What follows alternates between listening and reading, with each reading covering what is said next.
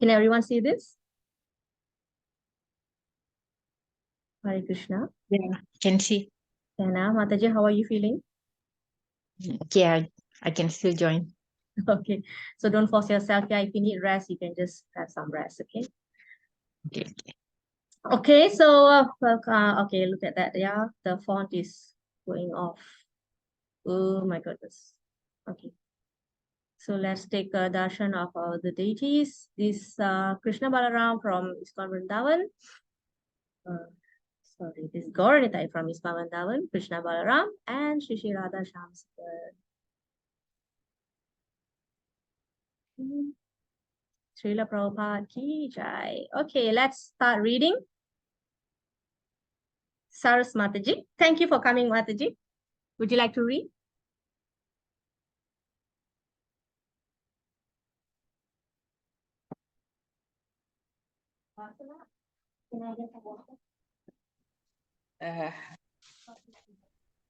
Hare Krishna. Hare You Krishna, Mataji. shall I read? Yes, yes, Mataji. Okay, just what is the Bhagavad Gita? The purpose of Bhagavad Gita is to deliver mankind from the nations of material existence. Every man is in difficulty, so in so many ways. As Arjuna also was in difficulty in having to fight the battle of Kurukshetra, Arjuna surrendered unto Sri Krishna, and consequently this Bhagavad Gita was spoken. Not only Arjuna, but every one of us is full of anxieties because of this material existence. Our very existence is in the atmosphere of non-existence. Actually, we are not meant to be threatened by non-existence. Our existence is eternal, but somehow or other, we are put in asat. Asat refers to that which does not exist. Thank you, Mataji. Okay, thank you, Mataji. So basically, the purpose of Bhagavad Gita is to deliver mankind from nescience of material existence. Okay, we want to escape from this repeated cycle of birth and death. Okay. Krishna, bring here, bring here. Close the door. Thank you. Okay, so we're going to quickly recap chapter 9. So what I'm going to do is I'm going to bring a one-liner summary and see whether you can recall which text is this summary referring to. So I hope you're ready with your Bhagavad Gita. So it's been a few weeks of a gap. So I hope you have opened your PDFs in between to refresh. Okay, let's go with the first one. It is the most intimate knowledge of absolute truth. Most intimate knowledge of absolute truth is obtainable through proper hearing. Non-enviousness and faith are the two qualifications to receive most confidential knowledge. Which verse is this referring to? Chapter 9's title is The Most Confidential Knowledge. And how to get it is through proper hearing.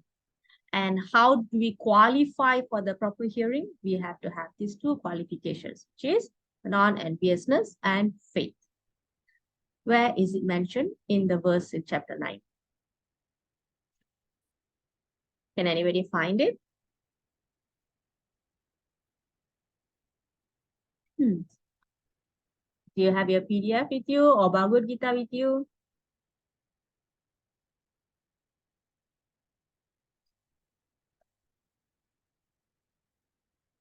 Anyone? No one? It's in the first verse. Can anybody read from the Bhagavad Gita, the first verse translation?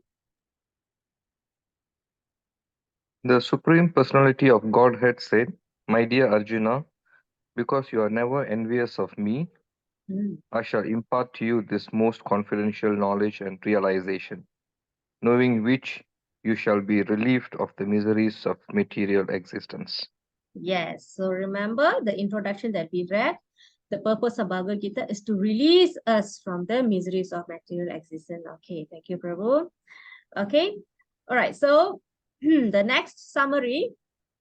Different people will appreciate Krishna in different ways according to their level of devotional consciousness.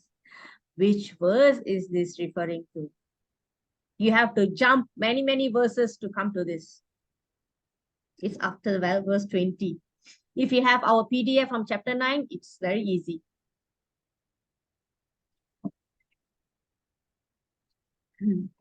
Remember, who worships this personality will go to this personality's planet. They worship this personality, they'll go to this planet. Which verse is that? Basically, our worship determine our destination. Yes. Are you able to read, Mataji? Yes, Mataji, 1 minute. Let me flip. Okay, text 25. Those who worship the demigods will take birth among the demigods. Those who worship the ancestors go to the ancestors. Those who worship ghosts and spirits will take birth among such beings. And those who worship me will live with me. Yes, thank you, Mataji. So that is the verse for this summary. Okay, next one. So first, Krishna talked about different worship leads to different destination. And then, of course, he will talk about his worship. What is so different about worshipping him? Worship of Lord Krishna is superior because Supreme Lord takes direct interest in the life of his devotees. So in this regard, that was a nice story I narrated. Okay, remember the Brahmana strike off the words on the Bhagavad Gita because he thought Krishna is not keeping his word. Yeah, so that is the verse. Who knows which verse is that?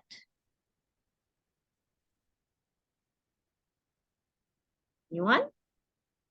Let's activate our memory glands. Which verse is this? Direct interest in the life of his devotees. It's before the text 25 here.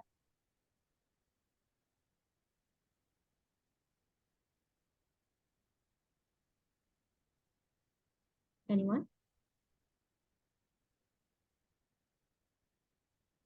Sometimes we think worshipping Krishna will take away things from us. But this verse refutes that. It refutes that claim. And by saying that Krishna keeps what we need and carry to us what we require.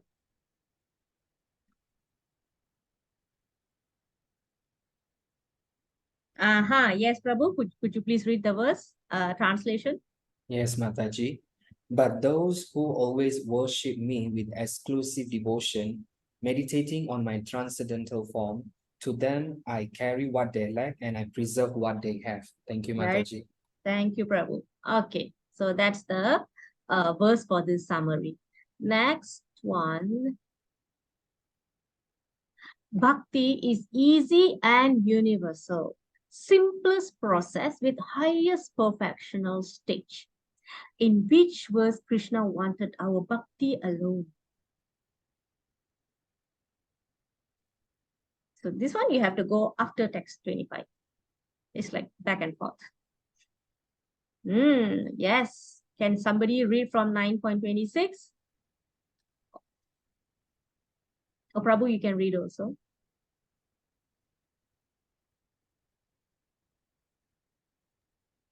Yes, Mataji.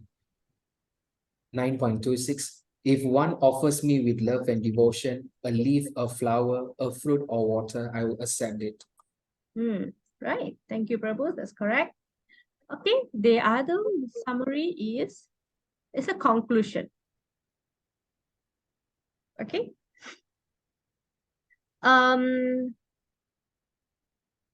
This is actually talks about the process also. What are the devotees doing? Okay, and what Krishna promises. So basically, it concludes the entire chapter 9. The most essential quality of bhakti which stands out is that the Lord personally reciprocates with his devotees, bringing them closer to him. Okay, so which verse can you relate this? Yes. Macam tahu je what question gonna come out, Prabhu. Okay, please read the translation, Prabhu. Yes, Mataji, 9.34. Engage your mind always in thinking of me, become my devotee, offer obeisances to me, and worship me. Being completely absorbed in me, surely you will come to me. Thank you, Mataji. Okay, thank you, Prabhu. So finally, we want to know what is the easiest way to being absorbed in Krishna's thoughts. So the easiest way of absorption is through chanting of the holy names. So this is the summary of chapter 9. This is a recap, yeah. Okay.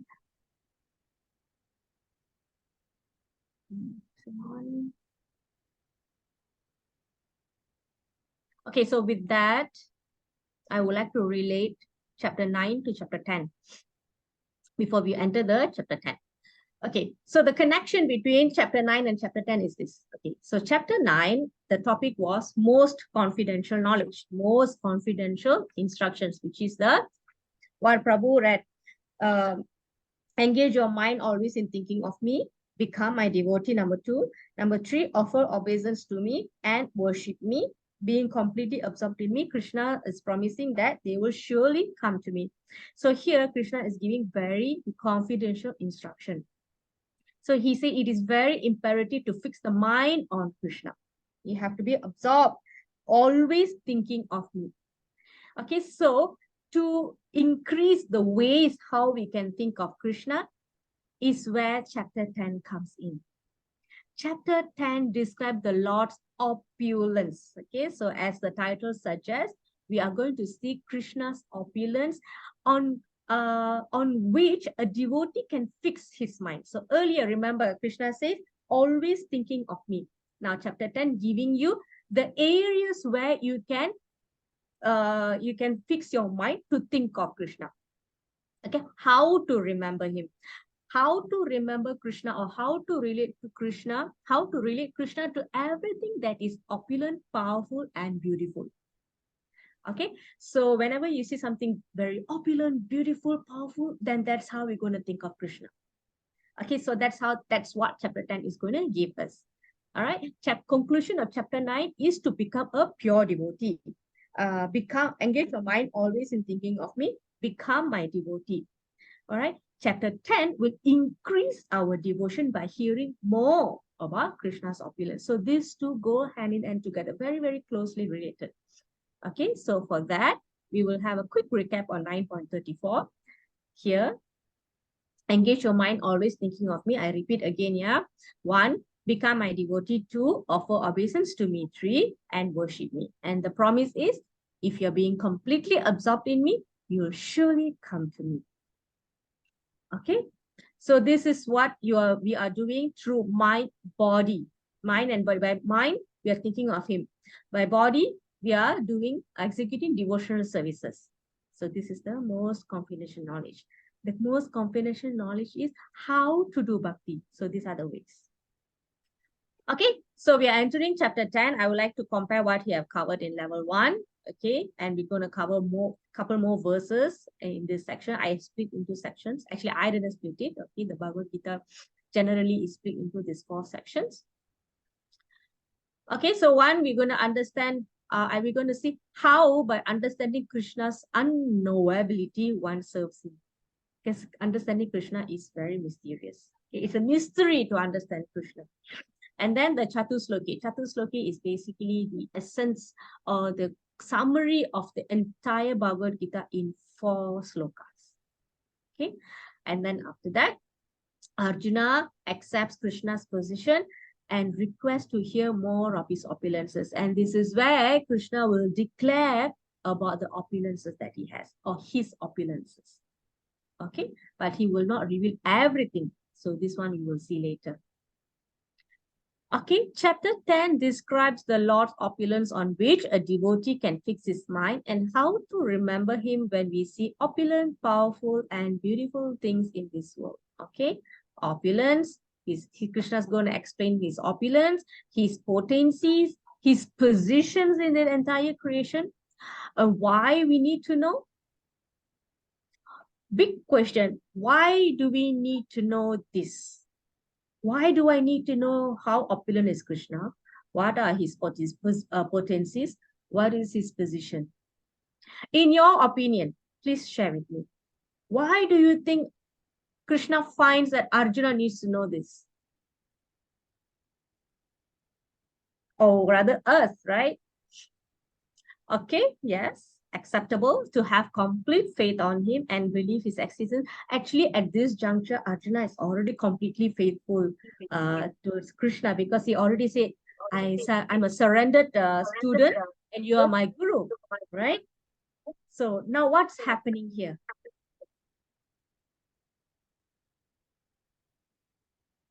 Yes, Arjuna already surrendered. Arjuna already surrendered. I'm a surrendered soul to you. Sikshaste shadimam from prapanam. I'm a surrendered student. So as guru, please teach me. So that surrender, that faith has already happened in the beginning of the Bhagavad Gita. To have unalloyed devotion. Okay, Arjuna already has unalloyed devotion. What is the difference that it's making here? You can relate to what I have said about chapter 9 and how are we linking it to chapter 10. Actually, you're just repeating what I mentioned earlier. It's nothing new. Maybe you just tweak one word in your answers.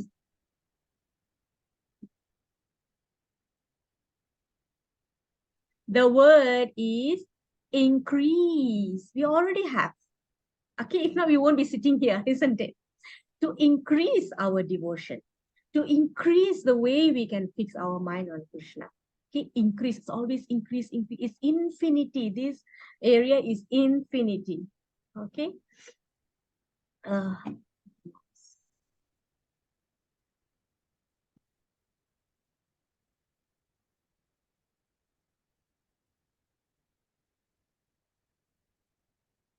Okay, my life.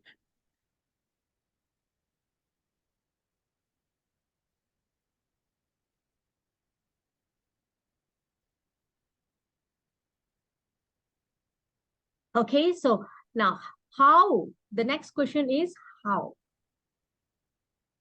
The next question is how? This referring to how a devotee can fix his mind and how he can remember Krishna when we see opulent, powerful, and beautiful things in this world. Okay, which will increase our devotion. Any answers? How? How are we going to do this? This is also very much related to the first verse in chapter 9. Can anybody relate? How are we going to do that? Reading, knowing, okay. What else? What's the most? Hearing. Yes, hearing, Haribo. Very good. So through hearing, so we can hear direct from Krishna like Arjuna did, or we can hear from sages, acharyas, other devotees. Okay, so this will increase our devotion, which is done by hearing more about Krishna's appearance from Krishna and Krishna's representatives. Okay, let's move on. First verse, can anybody volunteer to read? Let me just call the names. It's easier. Somasundram Prabhu.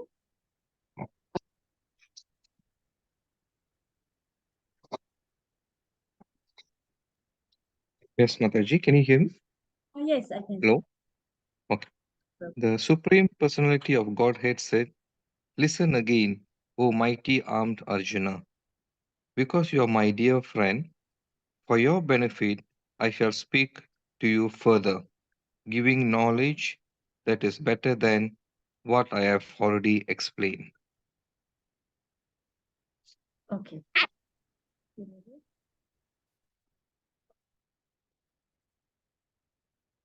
Okay, so now, like earlier I said, there are 4 sections. We can split this chapter 10 into 4 sections. So first section is verse 1 to 7. So we will cover 1, 2, and 7.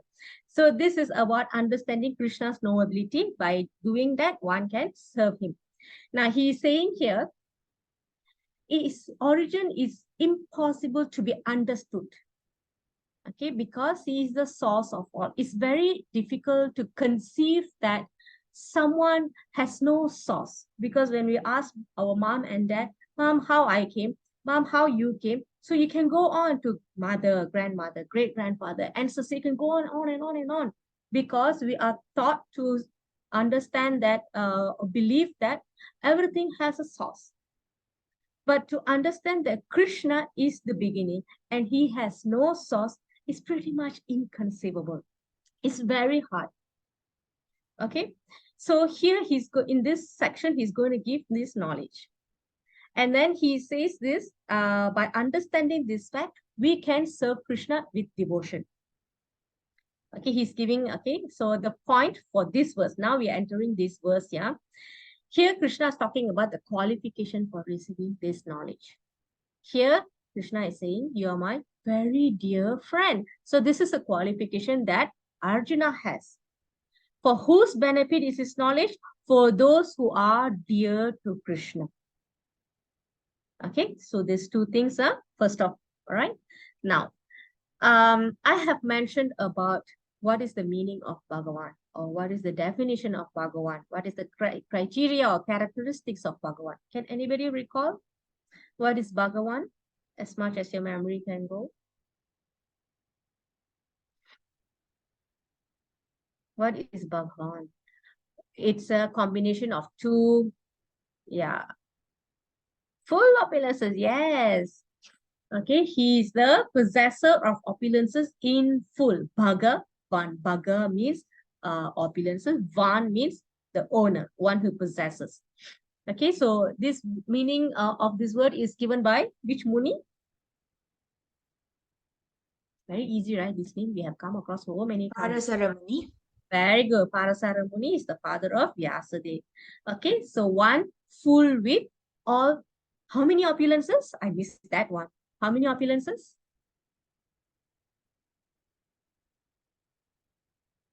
Very good. 6. Yes. Okay. So we are done with the definition of Bhagavan. So the next point is benefit. Okay, look at this. For your benefit. What does Krishna mean by benefit? So we'll see what are the benefits by hearing more about Krishna's opulences, or hearing from Krishna and his representatives. By hearing, the benefit is we will be fixed in devotional services. Okay, so how it works? The more one hears, the more one becomes fixed in devotional service. So if you think your devotional, your mood or enthusiasm is going down, then it is time for you to increase your hearing. That's how it works. Okay, that's how it works. It's like a fuel for you. Okay, hearing, you have to keep hearing. Hear daily. I have mentioned to you about, having the thumb drive filled with Prabhupada's lectures. So that I let run in my car like radio. There's Bhagavad Gita, there's Bhagavatam, there's conversations, Chaitanya Charitamrita. You keep running it, all right? And this is how you fuel your enthusiasm to do devotional services. All right, number one, getting fixed is one. The next step is, the next benefit is enhance your devotional service. Hearing in the association of devotees enhance one's devotional service. Here you will be inspired to do more services, new services. They will engage you, you will help each other, support each other. So these are all the benefits. Okay. And another qualification here is the eagerness to hear. The eagerness to hear is a very important qualification. It shouldn't come as forceful. I have to attend the class today. It's not like that. It doesn't work like that. It has to come voluntarily, and you have to naturally eager to hear. Let's utilize 2 hours to hear about Krishna once in a week, and that should be a fuel for your next 1 week. But that is not sufficient. You have to hear every day. But it's not possible to hear with the association of devotees. You have to do it on your own. So at least once in a week, we gather together and we hear together, we discuss, we interact. Okay, so that is very important. Previously, we used to have this something called Namahata. Namahata program, we gather every once in a week, either Wednesday or Saturday, depending on our availability. We rotate the houses. We are like 10 of us, 10 families. And it's very nice when all of us like seated together. This is way before pandemic. All right, so we sit together and then we read Bhagavad Gita. Each one of us will read. So by the time we finish one round, we already memorized that Bhagavad Gita sloka already. So whatever memorization that I have done like 20 years back, I still remember because it was done in the Association of Devotees. It's so nice. We are like so close. There's a very close bond there. And then sometimes we potluck or sometimes the host will cook. It's very simple food. And then we go back so nice, happy. Right? So that's very nice, right? You have to meet once in a while, gather together and discuss these topics together. Okay, it's more personal. I would call it very personal touch.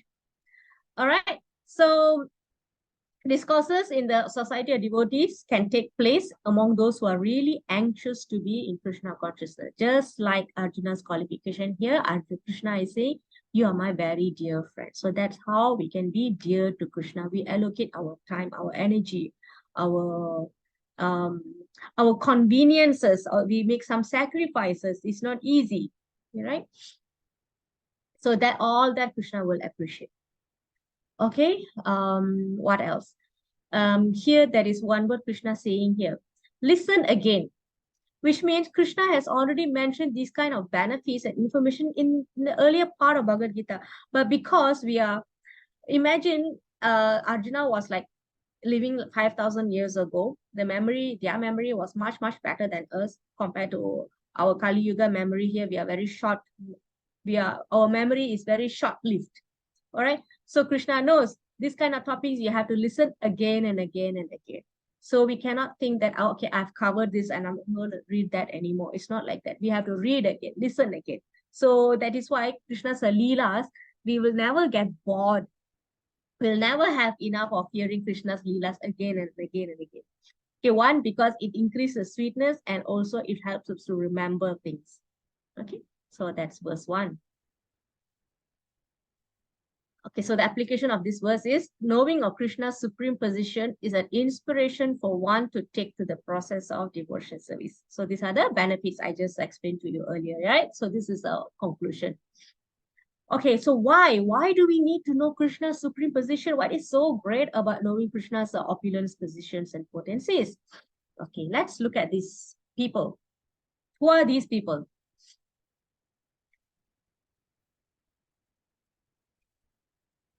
How do you categorize them generally? Influencers. Okay. Entrepreneurs. Entrepreneurs. Okay, what do they have? What are they famous for? Wealth, yes. Jeff And fame. Bezos. Prabhu, what is it? Bill Gates. Tesla owners. Elon Musk. Jeff. Musk. Yeah. Okay, yeah. So we have this famous FB, this one also. All right. So imagine we have a friendship with one such billionaire friend. You snap one finger and people line up with their eagerness to serve them. And then they want to be their friend. He's my friend, I know him, you know, like that. And then we always think like when we have such an influential or wealthy or famous friend, then we are so proud to say that we are their friend. We have this pride. What a wonderful friend I have, like that. All right. So tell me, what do you feel when you have friendship of such a person? What is your feeling, your emotion? Just name your feeling.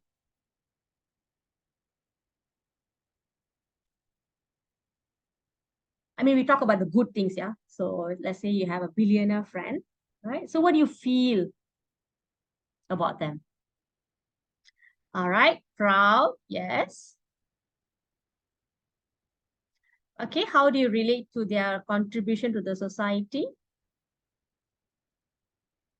What do you feel towards that?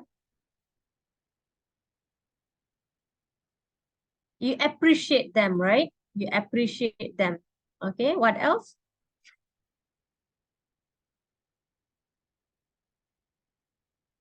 And when you know that you have friendship with such a person, you feel very thankful. You're so thankful that you know such people. Okay.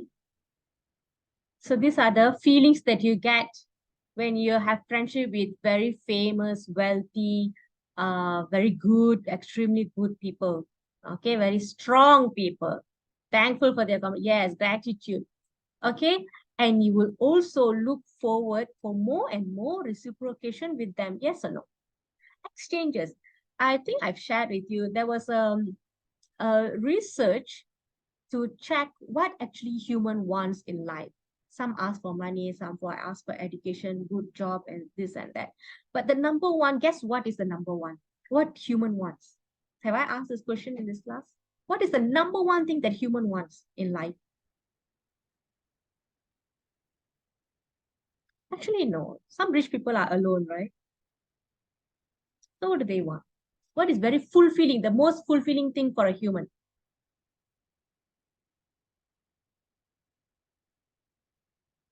What do you think? You have to dive inside to see. Happy. Okay. What makes you happy? That's what I'm asking. What makes you happy? What makes you the happiest?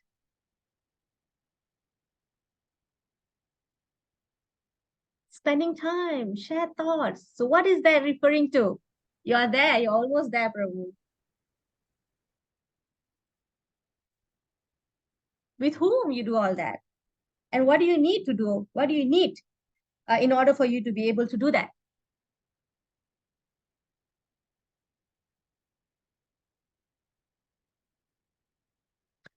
Yes. Relationship. Number one thing that makes people happy is relationship. Okay? Right. So that is the answer.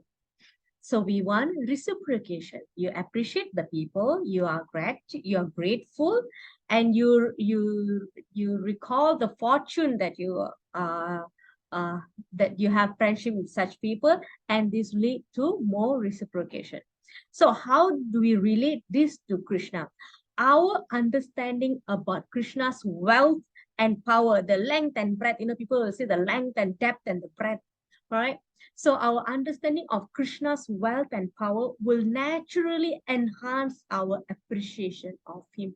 Wow, Krishna is so great. I know Krishna is great, but I didn't know that he is this great. You will have that. Okay.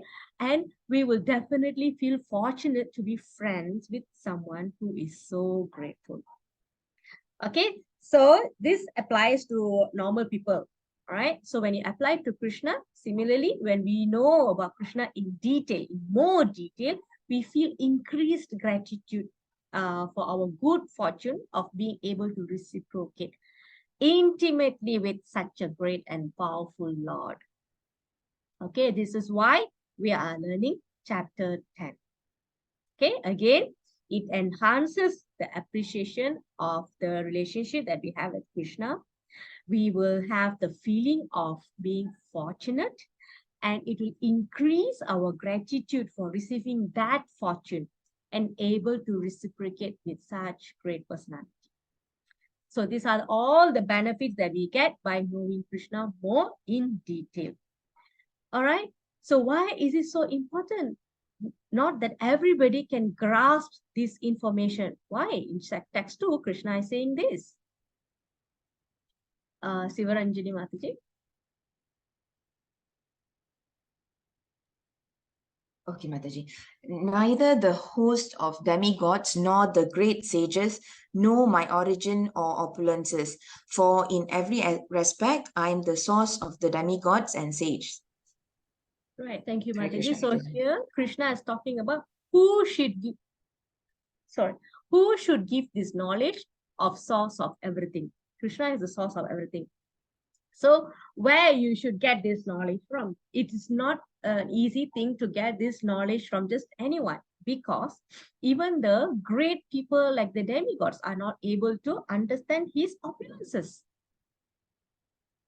Remember earlier I said it's very difficult for us to conceive the idea that our creator has no source, because we were brought up to believe that everything has a source, everything is made, everything has a creator. So who creates God? Nobody. But how easy is to understand that? That is why Krishna is saying, Neither the host of demigods nor the great sages know my origin or opulences, for in every respect I am the source of the demigods and sages. So who can...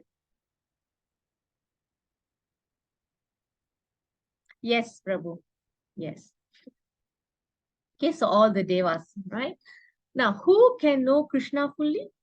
But Krishna is declaring here that not even the demigods or liberated sages can know Krishna fully, know me fully, because I am the origin of everyone and everything, including all the devas and great sages. So even if the great sages are not able to understand Krishna, what to speak of this? Let's call ourselves scholars, right? So compared to the devas, how can we, the tiny scholars of this tiny planet, can understand Krishna? So what is it that we cannot understand? We cannot understand that Krishna has come, such a great personality, the God himself has come to on earth as an ordinary human being, that we cannot understand why and how that happens. We cannot understand, wow, he's such a great person, but he just comes and performs an ordinary activity like human being. But his activities are not ordinary, not entirely ordinary. He performs wonderful, uncommon activities, supernatural, superhuman activities. So people cannot relate that. He's becoming like a normal cowherd man. He's just a wanderer in the forest. All right, people see him like a normal human being. So that is why Krishna said, fools deride in me when I appear in human form. So because of all these things, the limitation that we have, if we cannot understand Krishna as he is. So it is not easy. That's what Krishna is saying. And that is why it's important to keep hearing about him from him or from his representatives. Okay, so so how do we understand? So in view of all these challenges that we cannot understand, so how do we actually understand? We can only understand when we hear from him or his representative and not by mental speculations. All right, so one can understand Krishna by his mercy, not by material qualification. Just because we have some degree, master's, PhD in certain things, and we can argue very well with all these logical truths and everything, that doesn't make us qualified to understand Krishna as he is. Okay, so we can only understand him by his mercy. All right, so the last verse in this section will be verse 10.7. Dasaradan Prabhu. Yes, Mataji. One who is factually convinced of this opulence and mystic power of mind, engage in unalloyed devotional service of this, there is no doubt. Thank you, Mataji. Okay, thank you, Prabhu. So here we are still hearing the benefits of understanding Krishna, his appearances. Okay, so I mentioned that knowing God is great is great. Okay, we know God is great. Of course, he is great. But not many knows or can explain, will be able to explain how great is God. So you have to be able to be explained. And this chapter 10 gives us that knowledge. Okay, generally people know God is great, but they do not know in detail how God is great, in what way God is great, and in how depth his greatness is. So these two things we can understand more through Bhagavad Gita. So again and again, we are coming back to why do we need to know? Why is there a need to know these opulences? So when we hear about these opulences, our determination is fixed. We will be fixed. We will be convinced about, when we are convinced about these opulences, only then we can accept Krishna with great faith and without a doubt. All right, Krishna has said in Bhagavad Gita, one who is always doubtful will never find happiness in this life or next. This one Krishna has mentioned one of the verses. I'm not able to recall which verse, but you can easily Google this. Krishna said this, one who is always doubtful will never find happiness. So all this information is given to us to fix our mind and increase our faith and take them without doubt. Okay, all doubt are cleared. All right, so when one fixes up, he will be sincere in devotional service because he already knows who is he serving and what is the benefit of this service. He knows. Okay, everything is certain. And it will increase one's interest in loving devotional service, not just technical devotional service or mechanical. This is not for us to engage in mechanical devotional service. Okay, every day wake up, do arati and go to work. Every day wake up, do arati, go to work. No, the essence here is what Krishna mentioned in chapter 9. What is the essence in all these activities? What is the essence that is required?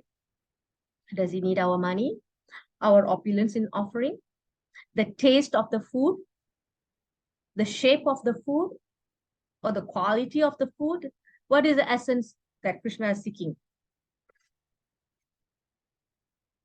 What is the essence? We learned that in chapter 9. And we also recap earlier. Come on. What is the essence that is required?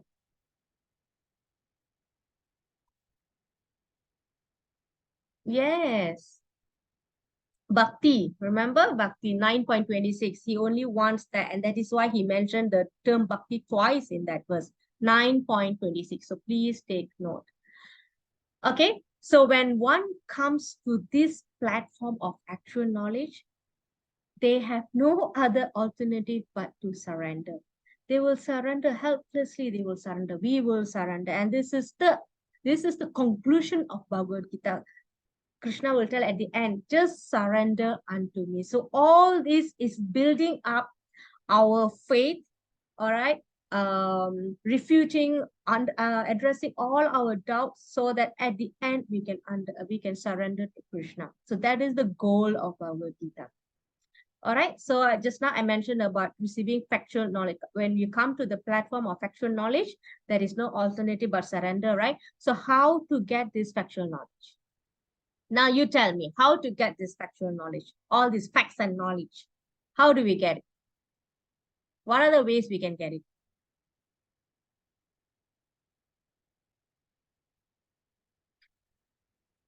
Of course, I will give you the answer, but I want to make sure that you all are there and also, thinking.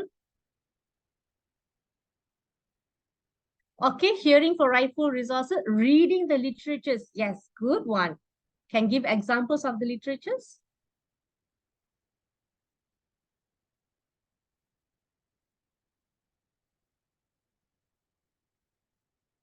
Bhagavatam, very good.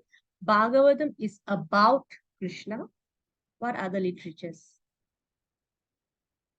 The literature that we are reading now, Bhagavad Gita. Bhagavad Gita is by Krishna. Bhagavatam is about Krishna. So these two literatures is sufficient to increase our faith, fix our mind on devotional services. Okay, right. So we can move to the next verse, I think. Yeah. So why this knowledge? What happens if we accept knowledge of Lord's opulence, and how to get this knowledge? So all this has been explained here. So why this knowledge? Because if you have this knowledge, you can accept Krishna with great faith and without doubt. So all that I explained earlier. What happens if we accept knowledge of Lord's opulence? Right? So we will increase our interest in loving devotional service. And finally, we will surrender. How to get this knowledge? Like how you all explained, answered earlier, hearing from the rightful resources and reading literatures like Bhagavatam and Bhagavad Gita. Okay, so these questions I actually intentionally I added here, because when you go through your PDF again, maybe next week or a few weeks later, so you will know what are we supposed to get from this verse. So this is how, this is called scrutinizing study. We are not reading novels, all right? Because we know we do not have very strong memory power. So at least we have this question and answer. You'll be thinking, okay, why we learn this? Oh yeah, so that we know the answers for this, and you try to relate. If you're not able to relate, then that is where you go to the purport of the Bhagavad Gita verses to understand the explanation. If you're still not able to relate, then this is where you can always ask me, all right? So we always can help each other this way. Okay, appreciating Krishna's position leads to surrender. Okay, this one I mentioned already.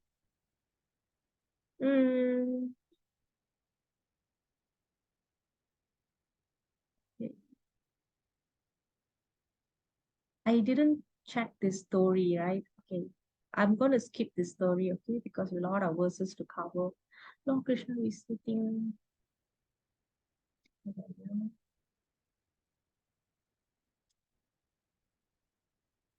Okay, let me skip this for a while, yeah. Okay, so we are entering this new section whereby these 4 slokas, this is Chatusloki means 4 slokas, yeah.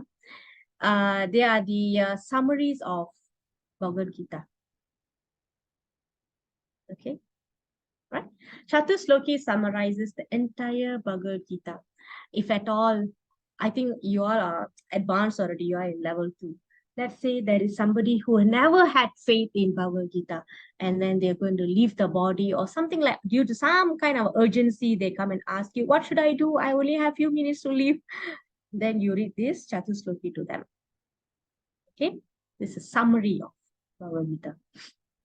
Okay, can we have somebody to read this verse, please? Saras Mataji, back to you.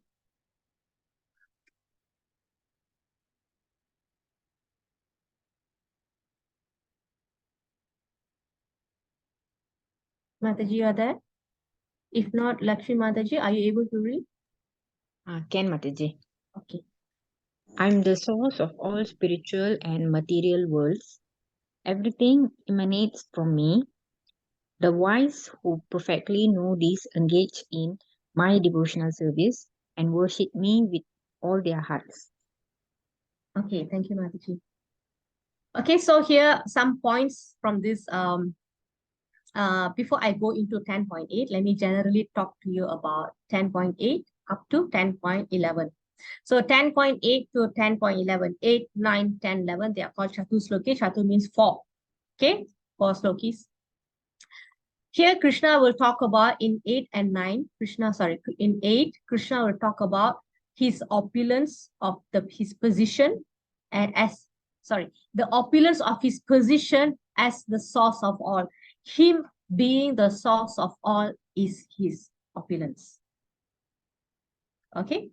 Next, he will talk about how the devotees are eager to love and serve him.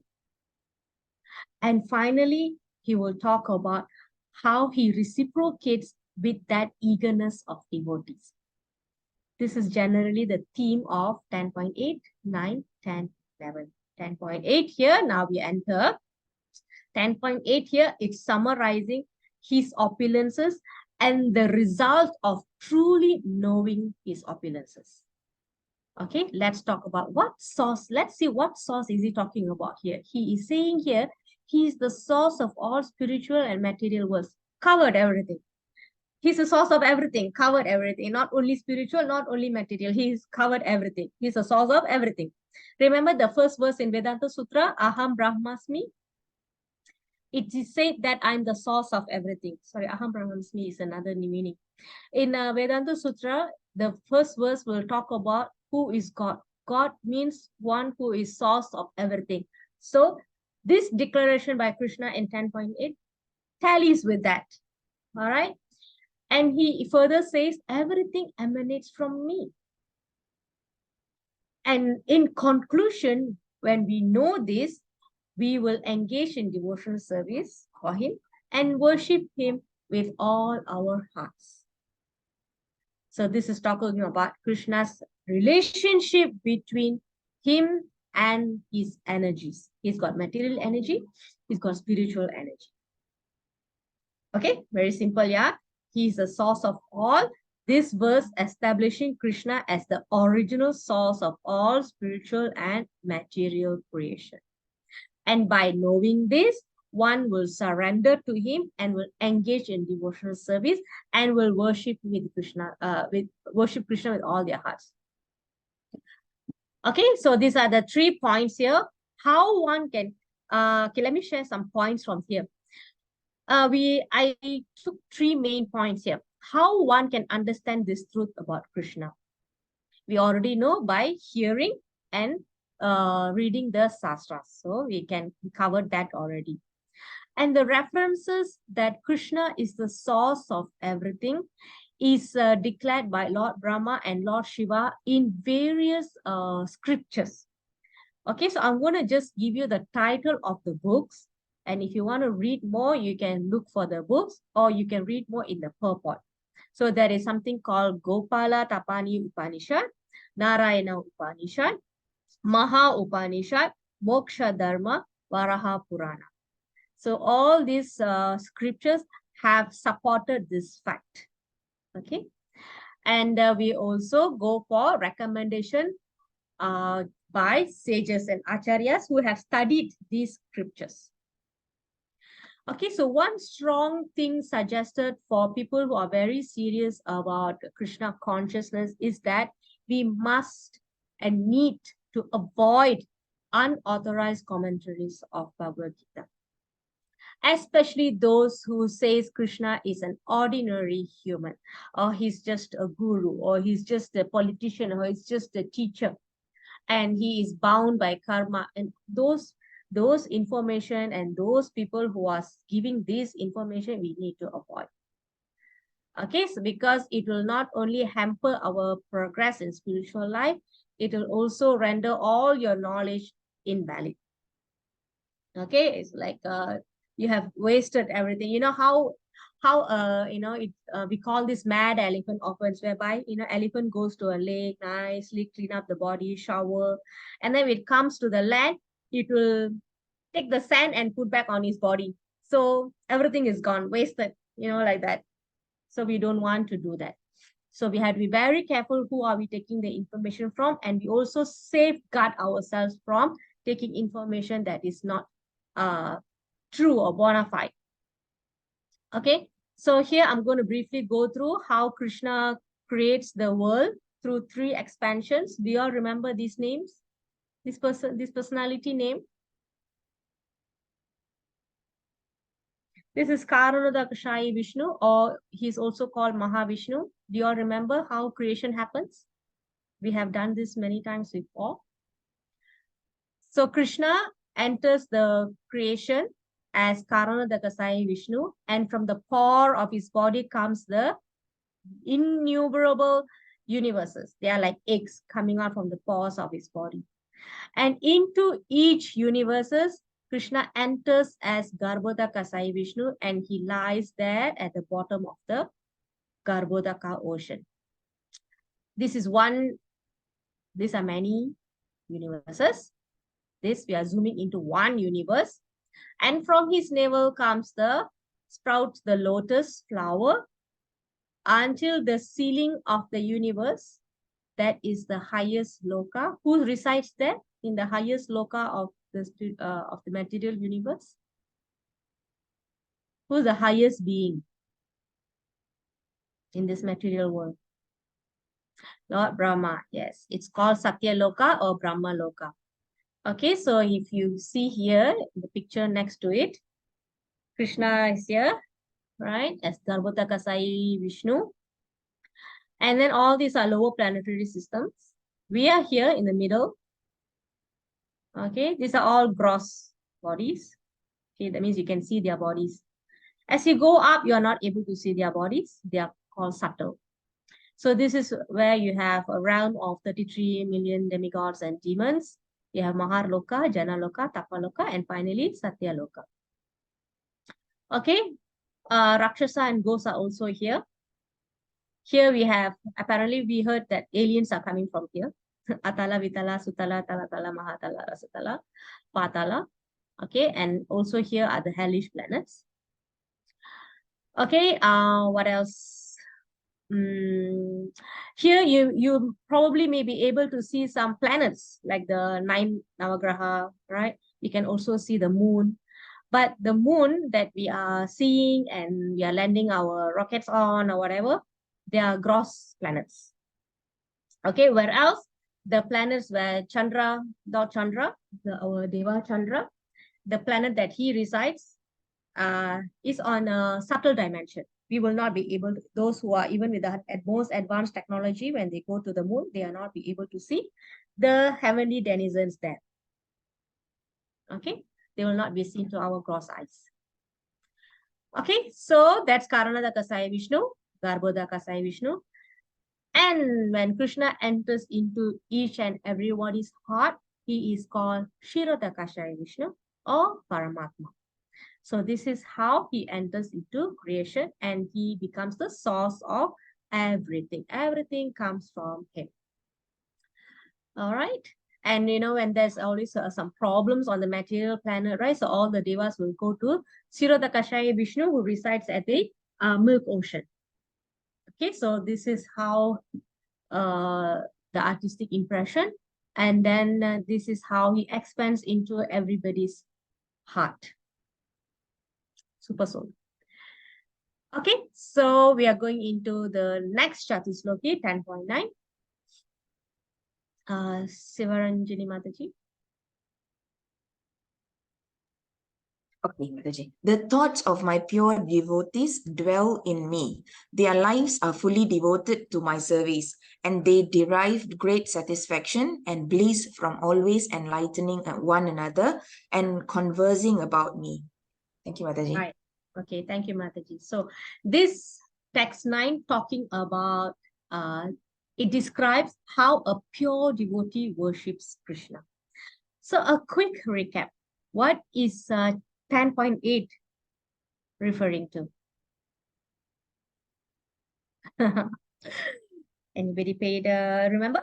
Anybody paid attention and able to remember or recall? What was 10.8 about? So that we don't lose the chain, yeah, the link. 8, 9, 10, 11. What was text 8 about? Everything emanates Everything is from Krishna. Yes, very good, Prabhu. Lord is the source of everything. What else?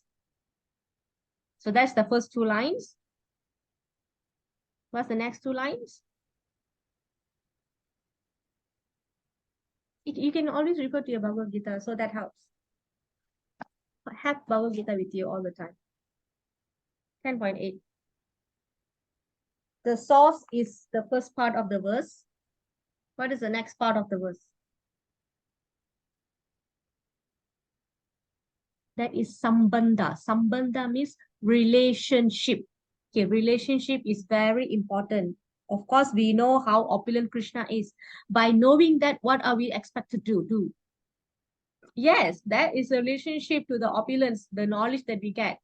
True devotee will engage in bhakti services, worship Lord in full heart. So these two important things from text 8. Now, what does the devotee do? In detail. Those who know opulence of Krishna will engage in devotional service. Yes. All right. So these are the activities of the devotees. These are the symptoms of pure devotee. So if you want to put it very short, right, like you want to put a note somewhere, right? It describes how a pure devotee worships him. It is also talks about, it's also talking about the symptoms of pure devotee. So what are their symptoms? Krishna becomes their life and soul, which means their minds cannot be diverted from the lotus feet of Krishna. Krishna is everything for them. This is the one symptom. Number 2, they are constantly engaged in hearing and discussing about Krishna. Okay, this is the business of the devotees. Two important points here. Krishna becomes their life and soul, whereby their minds cannot be diverted from the lotus feet of Krishna. Their thoughts, the thoughts of my pure devotee dwell in me. Their lives are fully devoted to my service. That's one point. Next, they are always busy talking about Krishna. This is number 2. This is their business.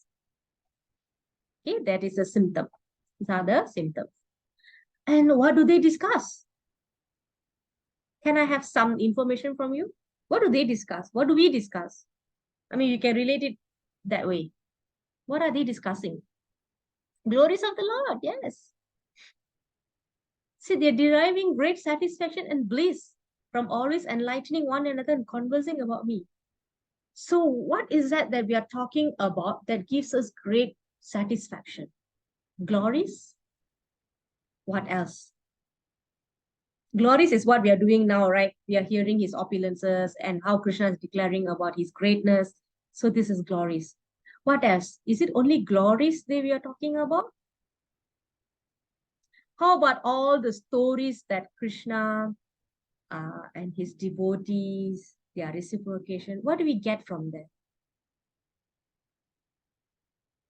Okay, of course, benefits in our daily life by remembering Lord. Yes, so we get some benefits and we give credit to the Lord. Okay. What else? How do you relate to the Leelas, the pastimes? What does it give you? I would say, okay, getting some answers. Yes, reciprocation. You know how sweet it. Some narration of some pastime, how sweet they can be, like the Sabari and Lord Ram. Oh, Lord Ram can be so sweet. He's taking the fruits that are bitten by Sabari. He's so sweet. And then what about the Vidura's pastime? Oh, Krishna is so sweet. He doesn't bother whether the wife is giving him banana peel or banana fruit. He's still taking. You know how sweetness is that? And then the sweet pastime between him and Mother Yashoda, and when he sees Mother Yashoda struggling to tie his waist, and then he finally gives in, okay, you tie, like that. What else? The fruit vendor lady. So all these are sweetness. So the devotees, when they gather, they talk about this, how the pastimes are so nectarian, and then it's giving some knowledge about the transcendental relationship between the Lord and the devotee, how the Lord is so sweetly guiding Arjuna. Did you understand? Let me explain again. That's that kind of reciprocation that Krishna has with his devotees. That is what we are discussing. So it increases our sweetness. It convinces us that Krishna is reciprocating with his devotees. All right. And what else? When we hear narrations from Bhagavatam, when we hear things about Krishna, there is some kind of satisfaction that we get. Why? Because the soul is hearing it. All right, it's not just our senses, it goes directly to the soul. And after all, the soul comes from the super soul. All right, it's part of the super soul. So definitely it feels the relation, it feels nourished, right? So definitely there is some benefit, where there is the benefit when we gather and talk about Krishna. Okay, so these are the things we hear about his glories. We discuss about his glories. We hear about his sweet reciprocation with his devotees, and we take our soul is nourished by hearing all this information about Krishna. And of course, it benefits us in long run. It gives a permanent benefit. Okay, all right. So, and it will make us into self-realized souls, and definitely eventually we will escape this material world, right? So these are many things that devotees discuss. This is called process of devotional service, abhidheya. So first was sambandha, 8 and 9. All right, sorry, 8 was sambandha, 9 is abhidheya. Then there is goal, prayojana. So the sambandha, abhidheya, prayojana. Okay, first was relationship, sambandha. Second is abhidheya, process of devotional service. How this devotional service is done. And the many types of devotional service, that one we have the 9 types. Hearing, glorifying, remembering, all that. Okay, so once you have this information with you, you already have the seed. Somebody has already planted seed in you, maybe many years back. Somebody has given you some book, or many years back, you were invited to temple, you have taken prasadam, or many years back, somebody would have said some little thing about Krishna. So all that were activity of planting the seed. The seed, Krishna planted the seed in you through some people in some ways. All right, so it would have taken some time for it to grow, for you to be here. Some people would have taken a longer time, some people would have taken a shorter time. All right, all because it could be a causeless mercy of somebody, or it could be of your past pious activities as well. Now that the seed has been planted, what is our responsibility now?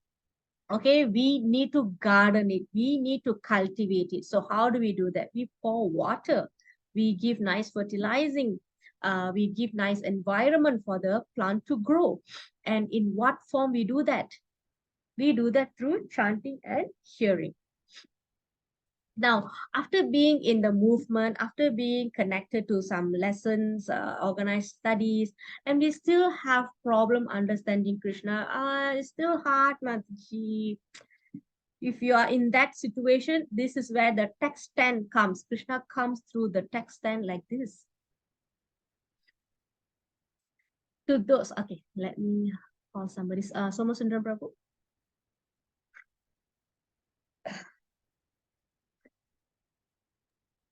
Yes, Mataji.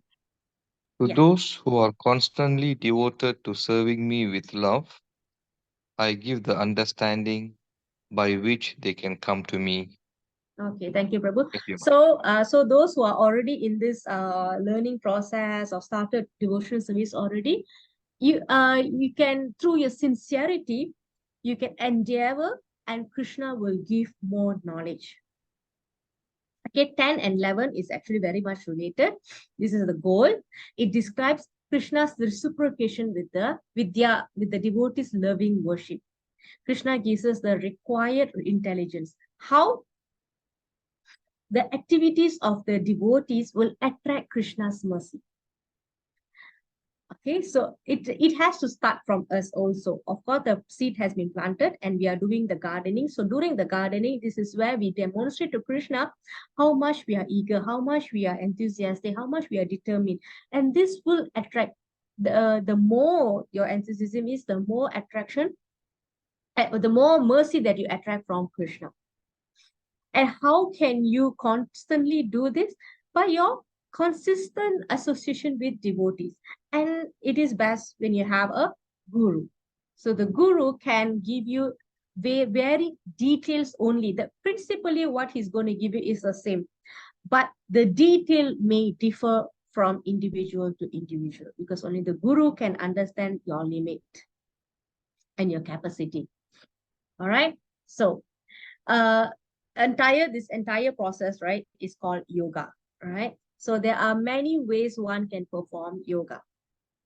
One who knows the goal of life but addicted to the fruit of activity is called karma yoga. The yoga is ultimately is about coming to me. Yeah, that's why I'm talking about the yoga here. All right. So one who knows the goal of life but is still addicted to a lot of fruitive activities, he can perform karma yoga. He starts with performing karma yoga. As another person, the Jnana Yogi, what they will do is they know the goal is Krishna, but they try to understand Krishna through mental speculation. They try to read a lot, they try to argue, they try to speculate a lot of things. It could be like this, could be like that. So they are taking the path of Jnana Yoga. So to finally come to an understanding that Krishna is the ultimate goal and devotional service is the means to achieve it, that's when they will advance to Bhakti Yoga. One who already knows that Krishna is the goal is Krishna, and he seeks Krishna in complete loving devotional service, that will be his perfectional stage. So these are the I'm giving you like very brief summary of Karma Yoga, Jnana Yoga, and Bhakti Yoga, which we already covered up till now, right? So this is where Krishna gives the intelligence at the Bhakti Yoga level. In this stage, Krishna will give help. One person may have a guru, one person may have affiliation with certain organization or temples. Life is going on as usual, performing devotional services, but he may feel this is still not enough. He will feel that I'm still not intelligent enough. I'm still not able to articulate my points or my preaching facts about Krishna. So here, Krishna will give him instructions. So this is how Krishna will help. All right, the only qualification is to be sincere and to be devoted to the activities of devotional service. Okay, basically, you just have to perform the work with Krishna in his consciousness. That is why it is called Krishna consciousness. Okay, now, if you still have difficulty, Krishna helps us through text 11. Dasaradan Prabhu. Yes, Mataji. To show them special mercy, I, dwelling in their hearts, destroy with the shining lamp of knowledge the darkness born of ignorance. Thank you, Mataji. Thank you, Prabhu. So this is how Krishna gives extra special mercy. Already here he is giving mercy already. He's giving intelligence. He's giving us understanding. He knows that we are walking towards him. So he's going to give a clear path to come to him. Okay, he's not give us obstacles. He's not going to give us obstacles.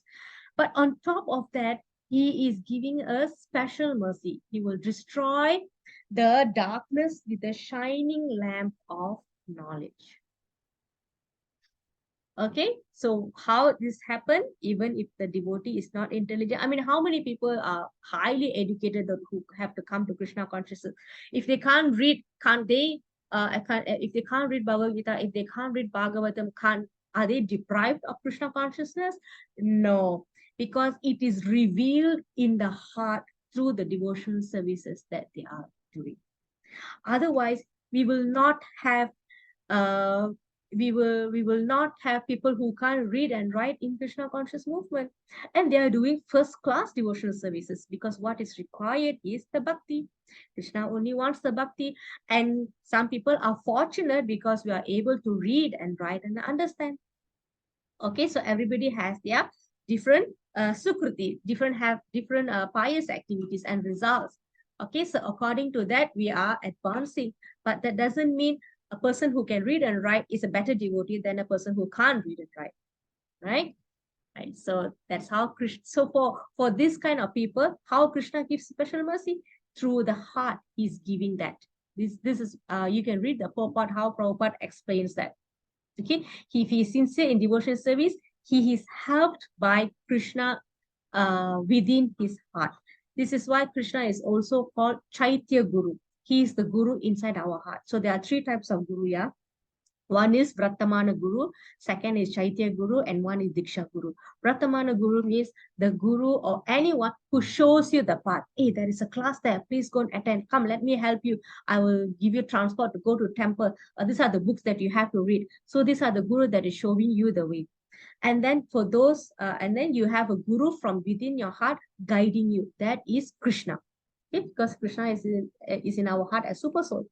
And then these two Gurus will give you the way to find a Diksha Guru to advise you from without. One is within, one is without, inside and outside. Okay, so we have various Guru that we can seek mercy from. We can always pray to Srila Prabhupada, because for those who do not have Guru yet, Prabhupada is the Siksha Guru for everyone. Of course, you can also directly ask Krishna, like how I did many years back. Please send me a Guru. Krishna will send. It happened almost immediately. Okay, and not only me, I have asked many devotees. They have also shared the similar experience. So the important point is whether you're determined, enthusiastic, and firm, and you sincerely want to do. Okay. All right. So why Krishna is revealing this from the heart? Because heart is the place where a lot of dust covered through our life from many lives before. Okay, millions of births we have gone through, and this heart is covered with a lot of dust. So this is done, this is cleaned by chanting and executing devotional services. So this will take time.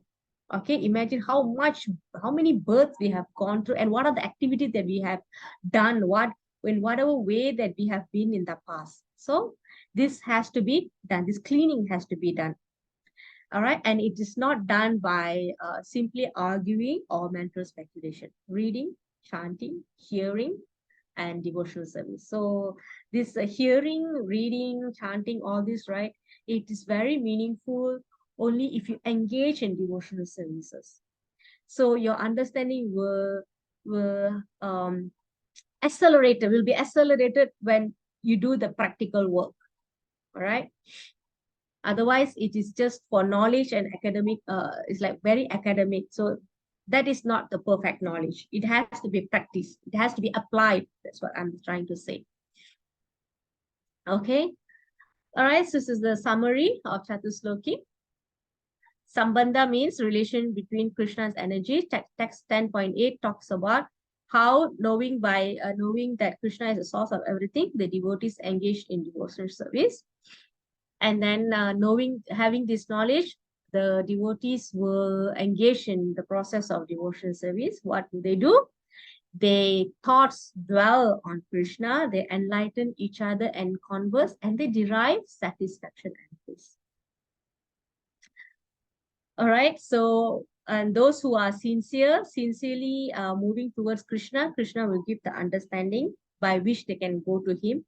But if there is difficulty, Krishna will show them the special mercy by destroying the darkness. Okay, so we will go to the text 12. Okay. Saras Mataji, are you here?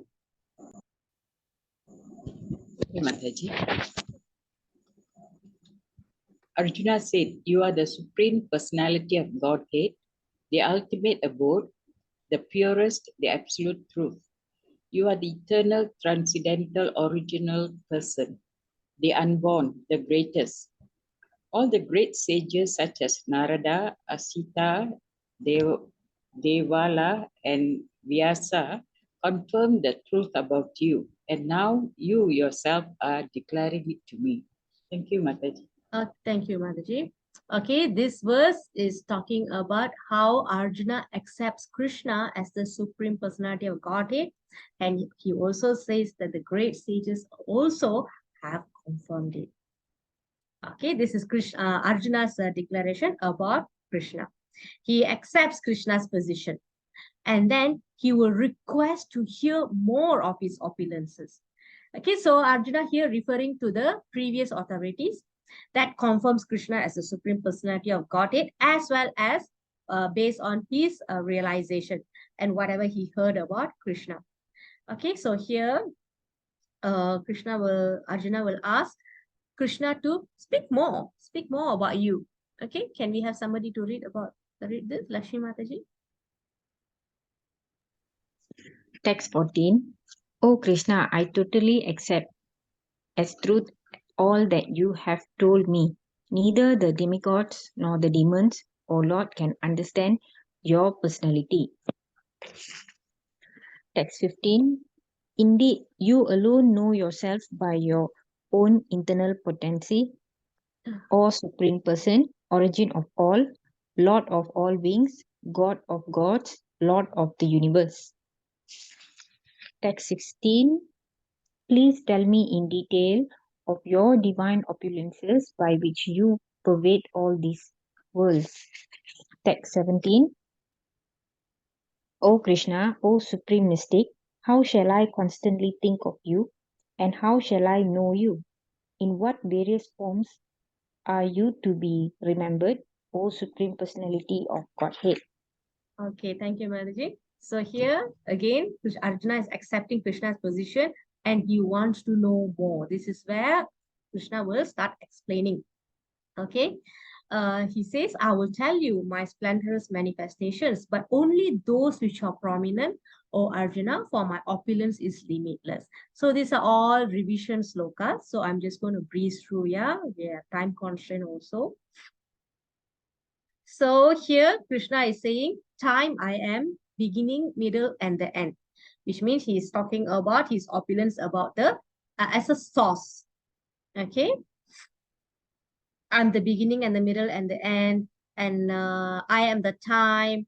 Again, he says here, I'm the beginning, the middle, and the end. All right. So all this talking about Krishna as the time and as the source of everything. Okay, so the next coming tables in table form is about how Krishna is the chief of all the great manifestation in this world. Okay, so do you all remember this? We actually done this in chapter 10, level 1. We've done all this of all the devas. I'm the Indra. Of the Adityas, I'm Vishnu. So I'm going to skip all this, yeah. Okay, is it okay? Because all this we covered already in chapter 10, I mean in level 2. Okay, among the lights, I'm the sun and moon. Of course, it's very nice to read everything. Okay. Okay, good to go. Thank you, Prabhu. So I'm just going to cover that what we didn't cover in level 1. Okay, so you can say among the animals, all the chiefs, Krishna said he is the one. It's good to read the verse with the purport.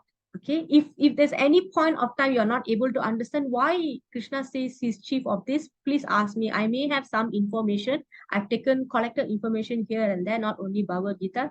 So I may or may not have, right? So if I have it, then definitely I'll share with you.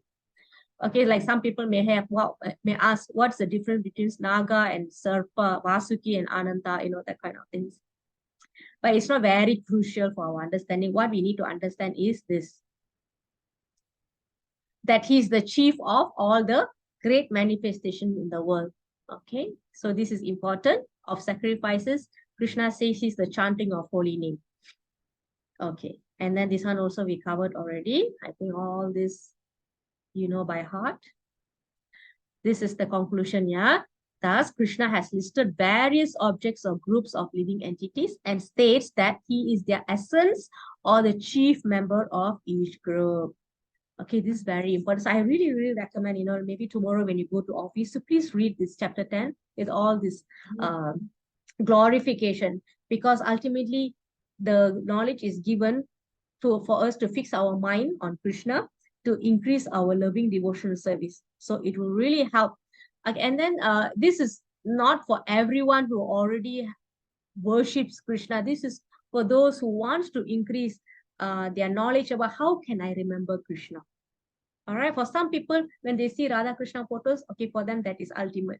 But a lot of people, they want to see the greatness, the opulence, the powerful, the strength, and then they will feel like awe and reverence for Krishna. So it's strongly recommended we read this. Okay, even I love to read this, but unfortunately, we don't have time to read that now. Okay, and Krishna declares here is this.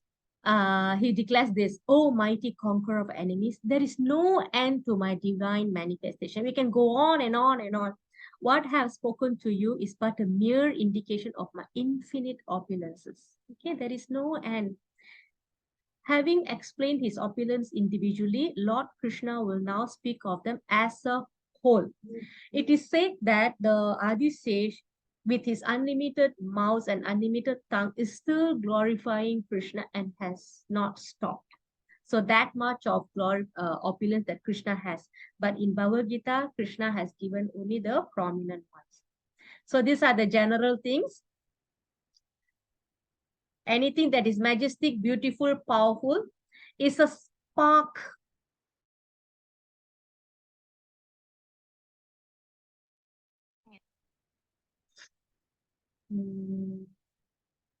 The share screen gone, right?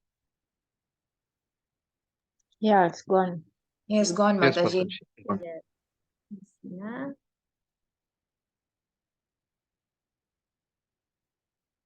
How about now? Okay, Yes, got it. it's back. Okay. Did I stop on this screen just now? Yes, Mataji. Okay. All right. So know that all opulent, beautiful, and glorious creations spring from a spark of my splendor. So the entire thing, anything that is most majestic, most beautiful, most powerful, it's just the tiny spark of Krishna's entire fire. So can you imagine how big is that fire? So this is how we relate Krishna's opulence. Okay, this is spark of Krishna's splendor. This is his potency or position as a super soul. But what need is there, Arjuna? For all this detailed knowledge, with a single fragment of myself, I pervade and support this entire universe. So that's how great is. God is great, but this is how great God is. All this beautiful thing, just a spark of his splendor. And with a tiny spark of him, he managed this entire universe. This is how great he is. Okay. So this one we already did earlier. Okay, I'm going to skip this. Okay, can we have somebody to read this? Anyone? I lost the sequence. I'll read, Mataji. Okay, Mataji. Since Krishna pervades everything, all the wonderful or powerful objects should be understood as his vibhudis, opulence. Krishna is not an incarnation. He is the source of all incarnations. Therefore, Lord Krishna is most worshipable and worthy of service. Understanding this with intelligence and realizing this with devotion, one will be able to taste Krishna's sweetness. Thank you, Mataji. Yes, thank you, Mataji. So this is the last last slide. Okay, let's look at this again, yeah. Since Krishna pervades everything, all the wonderful or powerful objects should be understood as his devotees. So because Krishna expands himself into everything, all right? So anything wonderful, beautiful, strong, opulent, powerful, we are expected to see that as Krishna's representation. When you see a beautiful, for example, you see a beautiful rainbow, oh, that's Krishna. When you drink a cup of water, oh, this taste is Krishna. Because Krishna has said, I'm the taste of water. Because no matter how much opulent drink that you may have, but when you're thirsty, you only look for plain water. And that will be like so nectarian for you. And that taste is Krishna. Even the people say water is tasteless, but you know the taste of water. All right. So that's how special it is, right? And because Krishna has the most opulent, he's the most powerful, he's the most wonderful, he's the most of everything, that makes him the most worshipable, and he's worthy of our devotional service. Right? Like you're worshiping the most powerful personality. So it's definitely something very meaningful for us. And to do that, we need intelligence and devotion. Okay? And this will enable us to taste Krishna's sweetness.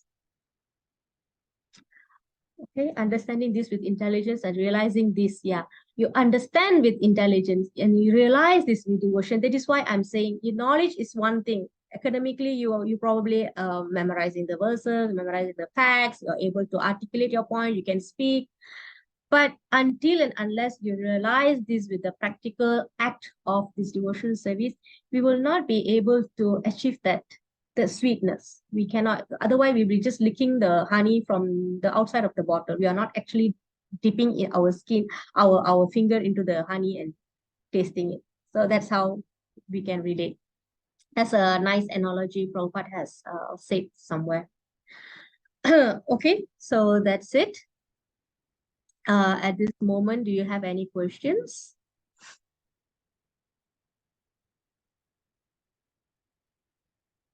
Thank you so much for coming, yeah, because I know it's like wedding season and some post Deepavali celebration because it's weekend, right?